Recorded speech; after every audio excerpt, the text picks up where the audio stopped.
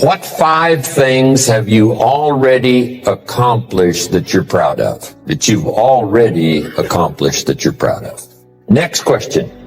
What do you want in the next 10 years? I want you to make a list of at least 50 items. Now, this is not what you think you can get. This is what you want. If everything fell into place and you could have anything you wanted in the next 10 years, what would that list be? Not something you think you can earn, not something you think you can buy, not something you think you can, finally be so successful you can get. This is what would really do it for you the next 10 years. I want you to make this list.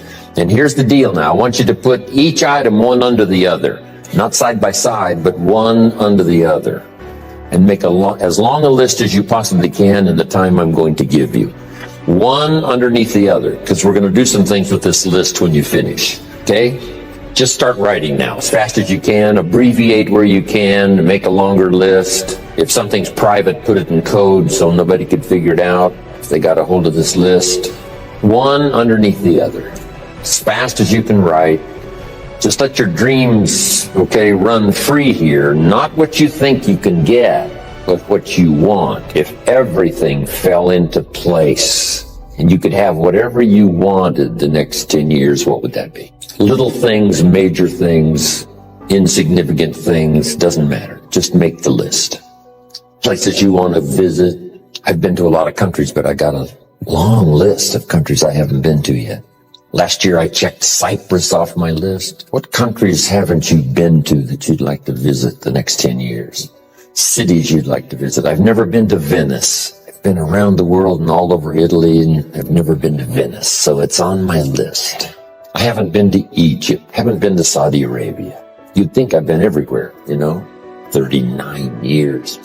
Not yet. What experiences would you like to have in the next 10 years? Parachute out of an airplane, star in a movie, play in a rock and roll band, win a gold medal in the Olympics, start a new family, try a new sport. What do you want for your children? That's a whole list in itself. Education, places you want to take them. What new skill would you like to learn over the next 10 years? When I started learning new skills at age 25, it changed my life. I learned sales, multiplied my income by 5 first year. I learned how to find good people, recruiting, multiplied my income some more. I learned how to organize, learned how to promote, rewarding people for small steps of progress.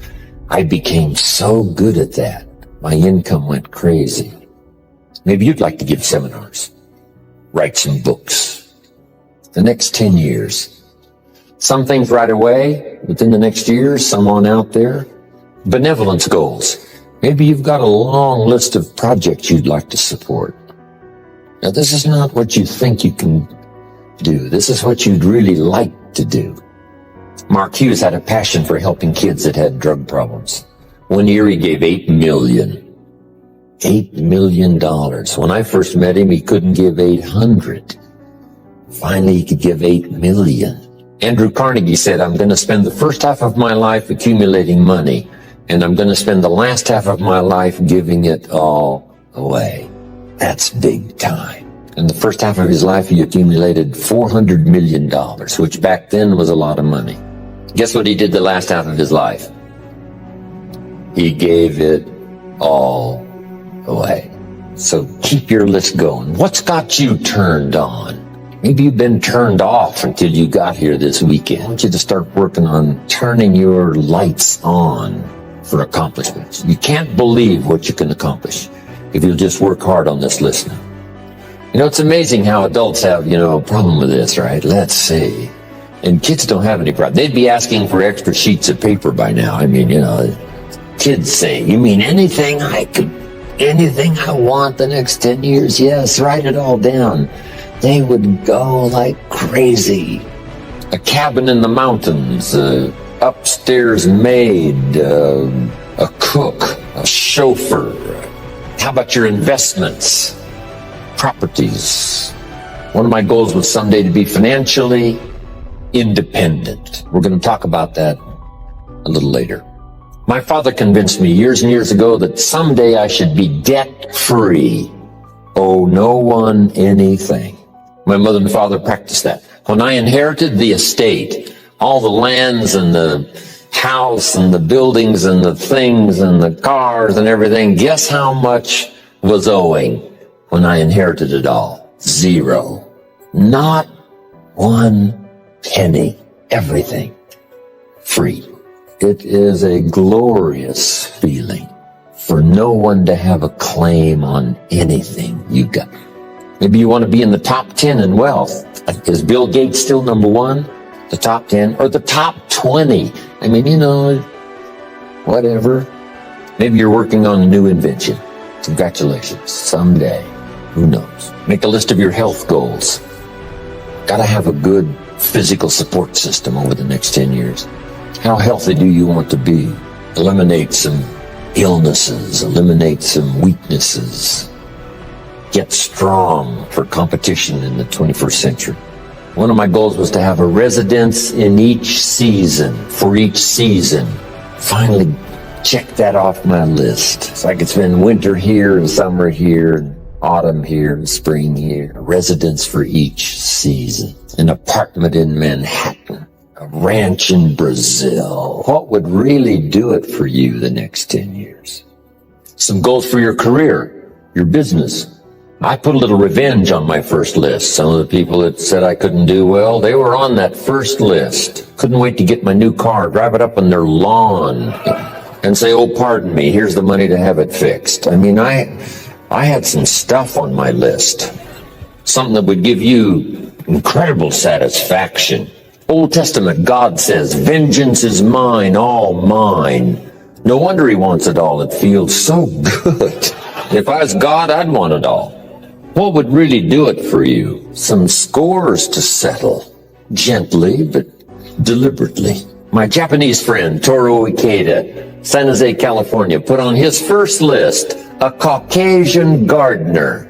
I thought, hey, that's good, Toru. What would do it for you? A hobby you'd like to start. Collecting. New car. Become a race driver. I got this neat little motorhome, right? Put the dirt bike on the back, away I go. I'm now putting a fax machine in my motorhome so I can be a little more in touch even when I'm gone. Here's my new mode for the future. In touch and out of reach. That's the new deal. So yes, you can, right? You can contact him, but you can't find him for a while. He's gone. So, what is your goal for the future? To get away, something that would really serve you well.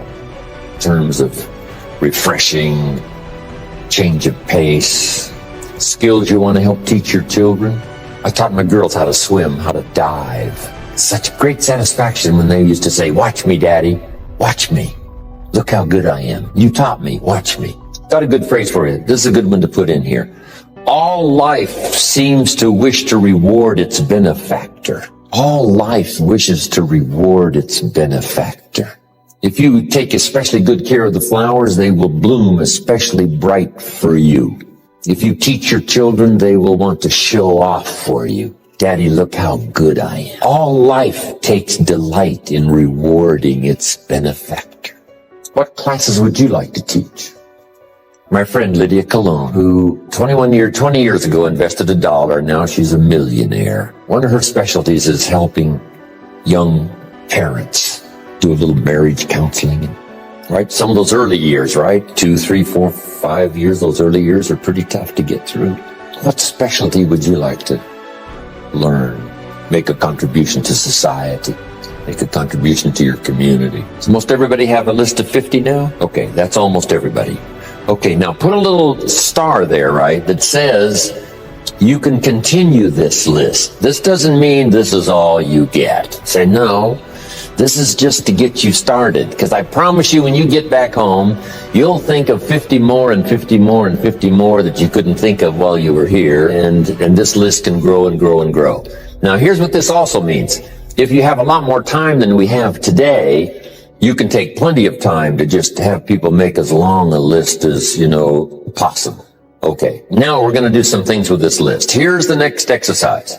I want you to look at each item on this list you've made and give each item a number. The number being a 1, 3, 5, or 10. And this is why. I want you to look at an item and say, I think that would take about 1 year, another item, you say, I think that would take about 3 years, another item, I think that would take 5, and another item, looks like that's going to take 10. Give each item now a number of what you think it might take to achieve that goal, a 1, a 3, a 5, or a 10. Just somewhere close, doesn't have to be exact. That's about a 1, that's about a 3-year goal, that's about a 5-year goal, that's about a 10-year goal. If it's less than 1 year, just make it a year. If it's more than 10, just make it 10. 10 plus. Running a marathon. Now, as soon as you've given each item a number, I want you to now go through and count them. How many 1s? How many 3s? How many 5s? How many 10s? And then just make a little list of those numbers. How many 1s, 3s, 5s, 10s? This is going to be interesting. How many of you had no 10-year goals? Okay, quite a few, right? Isn't that interesting? Here's what that means. You're not thinking out that far. You're thinking more short-term than long-term. If someone had 0, someone had 14, that's a lot of difference in thinking long range. So that's all that's for, is just to help you to think more long range. Okay, now make these notes. When you've accomplished some goals, you need some more to accomplish. Next, it's very important when you reach a goal that's significant or important to you to celebrate. So just jot that down. Celebrate a significant accomplishment. Or it doesn't have to be that significant. If it's important to you, it doesn't have to be world-changing or life-changing. If it's just a goal that's really important to you, you finally reached it.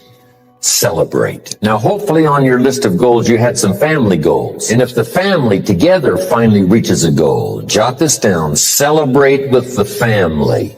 And if you're checking it off, let each member of the family put their check mark on this goal because the whole family worked on this one. Now, here's what this will do. It will help each member of your family to make a longer list of goals. Wow, if we can accomplish this, think of what else we could do. The same is true of you individually. When you accomplish something, check it off, celebrate. It'll help you to grab your lists, wherever it is, and say, hey, if I can get here, I can double that original list. So celebration creates excitement to develop a longer list. You also need goals ongoing. When the early astronauts went to the moon, some of them, when they came back from the moon, had psychological problems. Some of them drank too much, got into other difficulties. And one of the reasons is, where do you go now that you've been to the moon? So here's what they did later. They made sure that the astronauts later who came back from the moon had plenty of projects to keep them busy after they had been to the moon. And the same is true of you and me. Goals, after you've reached them, another list. After you've reached those, another list. My father lived to be 93. You can't imagine the goals he had. One of his goals when he was 92 was to get his driver's license renewed. Guess what he got it renewed for? 4 years. At age 92, he got his driver's license renewed for 4 years. Now, he didn't live long enough to, if he'd have thought about it more, I think he would have lived 2 or 3 more years just to make sure he filled all that out. Unbelievable. So, goals to replace goals that you've achieved, on and on, the rest of your life. Because the philosophy we discussed yesterday was what? How far should you go? Far as you can. How many books should you read? As many as you can. How many friends should you make? As many as you can. How much should you earn? As much as you can. That's it. What should you try to be? All you possibly can. And that's the purpose of this exercise, is just to stretch you, get you to think, get you to wonder, get you to ponder. I wonder what might be possible. If I could get everything I wanted, what would that be? Now, here's the next exercise. Okay, jot down the question. On your list of 1-year goals, which are the 4 most important? So now I want you to go back over your 1-year goals and pick out the 4 most important. And if you've only got 4 now, this is an easy exercise.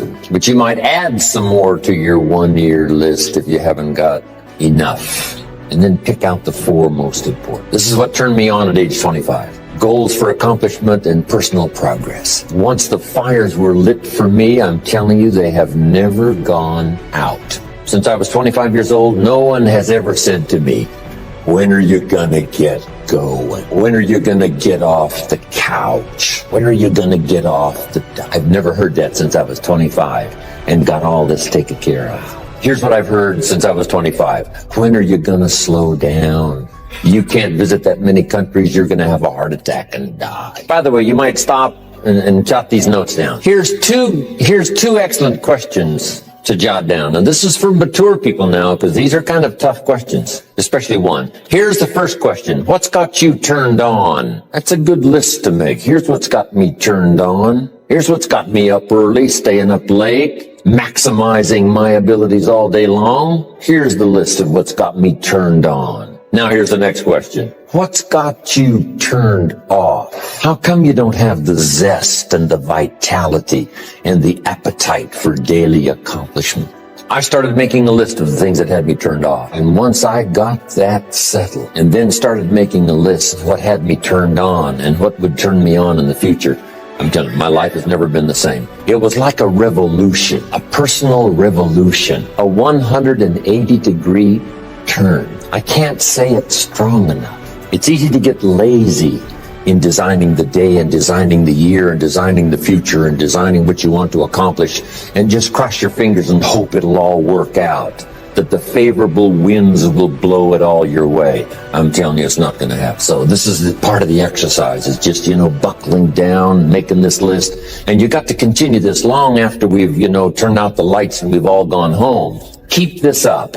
And one of the best ways to keep it up, I've already covered yesterday, is what? Teach it. Key is to teach it. Jan was right. You don't need recognition. Just go give everybody you can think of that deserves it recognition. And your own self-satisfaction is recognition enough. If they never put a crown on your head, who cares? Okay, the 4 most important one-year goals. Have you got those identified? Okay, now here's the next exercise. This will take now just a little bit of time. And the question is why? Why are those 4 goals important to you? Because the why is very important, and I'm going to give you some notes on that a little bit later. So just start a little paragraph. Why those 4 goals are important to you. And then we'll put a little star there that says continue this later. This is a good question to ask kids. Kids, here's what I'd like to have, and you say, why is that? And if they can start describing the why. So now make these notes. Put a little star there now. And that star means that, you can add to it later. So make these notes now. Here's the first one. When the why gets stronger, the how gets easier. When the why gets big, powerful, strong, how seems to be so much easier. Without a strong enough why, the how seems to be too difficult almost to accomplish. Say, how do you manage your time? Hey, if you had strong and powerful enough goals, you'd figure out how to manage your time.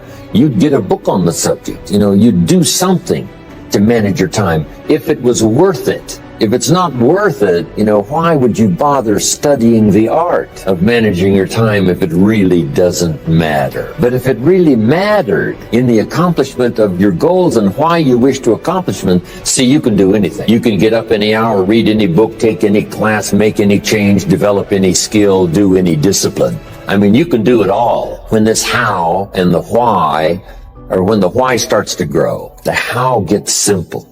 Excellent question to ask children. Why? What for? Little note. Maybe one of your goals was to have $1 million home on the hill overlooking Snake River Valley. That'd be a good goal. $1 million home. Here's the next question. What for? What for? A house is a house is a house with bricks and wood and walls and roof. Gee, yes, $1 million home, that'd be wonderful, but what for? So now jot this down. Purpose is stronger than object. The object would be the house, and that'll pull. That's a worthy goal to go for, the object of the house. But here's a stronger goal, the purpose for the $1 million home. You say, well, it'll be the centerpiece of all the family's activity with all kinds of unique people coming and going and the influence and things will be happening in this place. See, now we're getting somewhere. So if you got that line, it's one of my best for the whole day. Purpose is stronger than object. It's okay to have plenty of objects to go for on your goal list, but always keep asking yourself the question, and sometimes it's good to just write it out. Here's why I want this money. Here's why I want this place. Here's why. And you start developing those reasons. And I'm telling you now, this starts to become incredibly powerful. Now here's some more notes. Some of your goals should be personal development. The person you wish to become. Develop skills that make you attractive to the marketplace. Develop the temperament and the attitude that makes you attractive to the business world. The attitude and the temperament that makes you a splendid father, studying the art. Because here's what's important. It's not what you get that makes you valuable. It's what you become that makes you valuable. I keep saying this year after year for the last 39 years public. It's the person you become. The idea of becoming an attractive person, a skillful person, a good friend, a good colleague, a good partner, a good member of the round table, a contributor. See, that's the key, the person you become. Okay, now here's the next exercise. Isn't this good stuff? I mean, I'm telling you, this stuff changed my life, altered the course of my life, from milking cows to sitting on this stool. Incredible. What a journey. And part of the explosive stimulation started when I met Earl Schoaf, and he asked me, have you got a list of goals? And I said, no. And he said, then I can guess your bank balance. I thought, whoa. I immediately started studying the art and the accomplishments of it. It helped to change my life. Now, here's the next exercise. I want you to look now at the whole list that you've written and the exercises we've done. Now I want you to answer this question. What kind of person must I become to achieve all I want? And I'll give you time to write that down now. What kind of person must I become to achieve all I want? Now we've got two things working. What you become helps you to achieve, and what you achieve helps you to become. And the more you become, the more you can achieve, and the more you achieve, the more you can become. Who knows which affects the other the most? So now just write this exercise. Start with a few sentences. We won't have time for you to, take a lot of time, but just start with a few sentences. Your concept of the person you think you must become to achieve what you want. This is time for a little truth here. Maybe you need to become much wiser than you are at the moment. You need to become stronger. You need to have better health. Maybe you need a little coaching to really become the person I want to become. I'm going to have some coaching, physical coaching, spiritual coaching, developing skills coaching. To be the influence you want to be, you got to build an incredible reputation. What kind of person must I be to attract all that I want in my life and the people that I want and the opportunities that I want? When you knock on the door and opportunity opens, you must stand there as a very attractive person, or you may not be invited. One of the most mysterious and unique phrases that Jesus ever used. Here's what he said. I stand at the door and knock. And if you opened the door, would you probably invite him in? This extraordinary person. You say, wow, yeah. And he said, if you invite me, I'll come in. We'll sit down, talk things over. For you to be that kind of attractive person, that if you knocked on the door of opportunity and it opened and you stood there, would you be the kind of person that opportunity would say, come right in and sit down and let's talk about the future? What kind of person? Okay, now put a little star there. And what the star means, right, is to finish this exercise later. Now, if you're working right in a workshop where you've got plenty of time, you just, take a little more time for some of these exercises. Make these notes. The key is to put everything on your list. Now, the key is to take it out of your head and put it on paper. You can dream about what you want, but when you start committing it to paper, now it more formalizes. Information now starts to make a composite of an idea. And ideas can turn into hotels. Ideas can turn into enterprises. Ideas can turn into a fabulous career. We need the information. We need the stimulation. But then you'll learn now later to start putting everything on your list. Now, jot this down. It's very important, if something's not that important to you, to take it off your list. You don't have to accomplish this whole list. But if you had 100 items on your list and you accomplished 80, who cares about the other 20? If you got the biggest share of what you went for, wouldn't that be enough? And the answer is probably yes. It'd be overwhelming. So you can rearrange this list. You can change it. You can tear it up and start over. You can say, last year I thought this was so important. That's not important to me anymore. The things I've learned in the last 12 months, I've changed my whole goal list.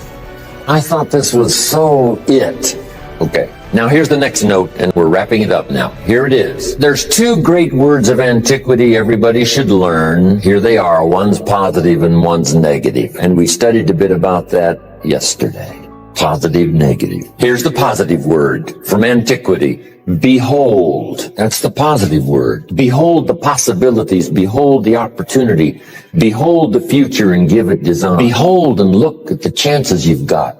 Behold, spring has come. Behold, the day has arrived and the sun is shining and the shadows are fleeing away. Behold, the next person you can meet might be your friend for life.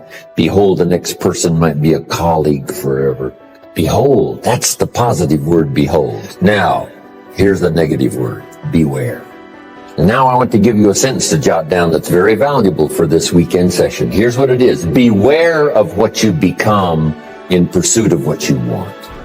Beware. All of our lives we have to deal with behold and beware. When a kid goes to school, it's behold the opportunity and beware the dangers. Behold and beware. So beware of what you become, pursuing what you want. Some things I went for in the very beginning cost me too much. I got so obsessed with some things that I found out later the price was too big to pay. If I would have known better, I never would have paid. But sometimes we learn when. So don't become so obsessed with something that you lose your sense of reason or it costs you your friends. Don't be so obsessed with something that you compromise your virtues and your values. The story says Judas got the money. You say, well, that's a success story. No. It's true, 30 pieces of silver was a sizable sum of money, but it was not a success story. His name was Judas. Doesn't that ring a bell? It makes all the difference in the world. Judas got the money. Here's something interesting about the story of Judas. After he got the money, he was unhappy. Someone says, well, if you had a fortune in your hand, why would you be unhappy? And here's the key. He was not unhappy with the money. He was unhappy with himself. Here's a key phrase. The greatest source of unhappiness is self-unhappiness. It's not from outside the things that make us unhappy. The greatest devastating unhappiness is to be unhappy with yourself. Now, a mild form of unhappiness is constructive. The desperate form of unhappiness is destructive. It's like worry. We should all worry a little, but not let it destroy our lives. If you're in New York about to step off the curb in downtown Manhattan and the yellow taxi's coming, lest you worry enough to get your feet back up on the curb, lest you get yourself wiped out. So it's called caution, but not undue caution. It's called fear and worry, but not the worry that kills you, not the worry that destroys you. It's like hate. You don't need to hate your job.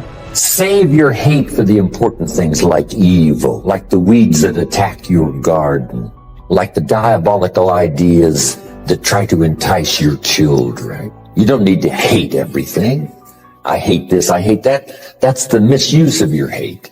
Save it for the things we really must hate. But this is so important now to beware.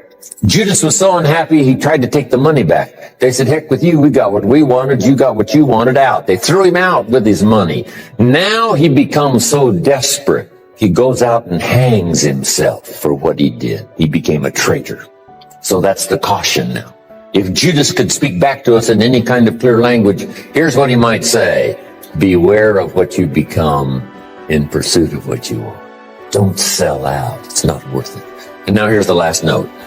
If you'll start this glorious journey of being meticulous, deliberate, and hardworking about setting your goals for the day, setting your goals for the month and the year, setting your goals for your family and yourself and your business and your colleagues, start thinking forward. Here's what you will become. A major contributor, not only to yourself, but a major contributor to others. And that's exactly what you want. Here's another little subject before we quit this now. I just mentioned it a little earlier before we started this class. Jot this down on personal development. This is especially for married people that have children. If you're married and you have children, I got some great advice for you. Here's the best I can give you. I'm not a counselor, but this is great stuff. Here's number one. If the parents are okay, the kids are okay. Chances are high. Odds are high. If the parents are okay, the kids are okay. Your own self-development is the best contribution you can give to your children. Not self-sacrifice, self-development and contribution. Self-sacrifice usually earns contempt. Self-development and self-investment earns respect. I used to use the old phrase, I'll take care of you, you take care of me. I found out how short-ended that was. I changed it, and Bob Cummings, the old movie star, helped me to change it. Here it is, I'll take care of me for you, if you'll take care of you for me. The best contribution I can make to you, if you're my friend, is my personal development. What if I become 10 times wiser, 10 times stronger, 10 times better, 10 times more unique? Think of what that will do for our friendship. If the parents multiply their own personal value by 2, by 3, by 5, by 10, what would that do for their children? Wow. If the parents are happy, I'm telling you, the kids will be happy. If the parents engage in unique lifestyle, don't miss anything, drink deep of the cup of whatever's available, I'm telling you, if the parents are okay, the kids are probably going to be okay. Wow. If you're on an airplane, the stewardess says, if we run out of oxygen, these masks are going to drop down. And then she says, make sure you take care of your children first. No. Would you underline no? Would you underline no? No. Have you got that? You should take care of your children first. No. It says, put your mask on first. You take care of yourself first. Then you assist your children. And I just mentioned that would be a good title of a book, wouldn't it? For parents, put your mask on first. Isn't this good information? The best contribution to your company is your self-development. The best contribution to your husband or your wife is your personal development. To become all you can become, as wise as you can and as kind as you can and as unique as you can, that's the best contribution. Not self-sacrifice, self-development and self-investment.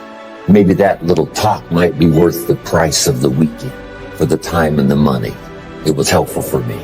Here's one more on that. With your family or whatever decisions you have to make, if you've made the decision, best decision you can, but it's going to cause some pain, here's what you must learn to do. Accept the pain, but not the guilt. There's part of our head sometimes that tries to make us feel guilty if we've made a decision that's been painful, not necessarily, not just for us, but maybe even for other people. But it had to be made. So here's the key to accept the pain, but not the guilt. Because it's not pain that destroys you. Isn't that goal setting session fantastic? I mean, this is life-changing stuff.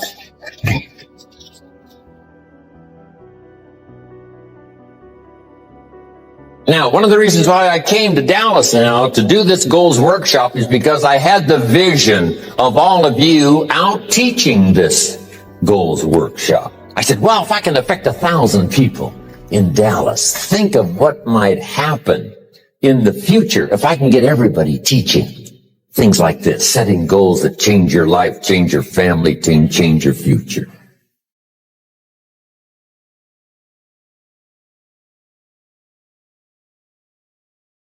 Hey there, Dream Chasers, where we are all about unlocking our full potential and living our best lives. Today we are diving into a powerful tools that can transform your journey, the humble journey. That's right, folks. In this video, we are going to explore how to use a journal to supercharge your productivity, boost your mental well-being, and turn your dreams into reality. So grab your favorite pen and let's get started. Using a journal is not just about jotting down random things.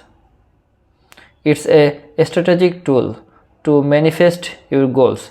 Let's kick things up with tip number 1. Tip number 1. Set clear intention. Your journal is like a compass for your dreamers. Start each entry with a clear intention or goal for the day. Tip number 2. Plan your day. A journal is your personal planner. Break down your day into manageable tasks. Prioritize them and watch your productivity soar. It's not just about being busy, it's about being purposeful. Tip number 3. Reflect and celebrate. Take a moment each day to reflect on your achievements, big or small. Celebrate your wins, learn from your challenges, and use your journal as a mirror to see how far you have come. Tip number 4. Harness the power of positivity. Fill your journal with affirmations, gratitude, and positive quotes. Cultivating a positive mindset sets the stage for success and attracts good vibes into your life. Tip number 5. Make it a ritual. Establish a journaling routine that fits seamlessly into your life, whether it's in the morning with a cup of coffee or before bed to unwind. Consistency is key. And there you have it, champions.